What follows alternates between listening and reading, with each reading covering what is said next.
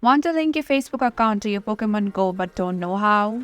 Hi, I'm Shreya, and in this video, I'm going to show you how exactly you can link your Facebook account to your game. This is great for making logging easier and even finding friends. So let's jump right into it. First, you'll need to open your game app. Once you're in the game, tap on the Poké Ball icon at the bottom of the screen to access the main menu. Then, look at the top right corner and tap on Settings. Once you're in Settings, tap on the Account menu.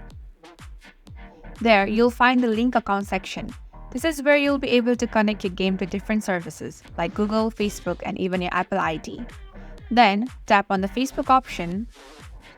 You'll see a message. Tap on Continue. Then, type in the credentials of your account. And that's it. Now your Facebook account is officially linked to your game. If this video helped you out, be sure to give it a thumbs up and don't forget to subscribe for more tips and tutorials. See you in the next video.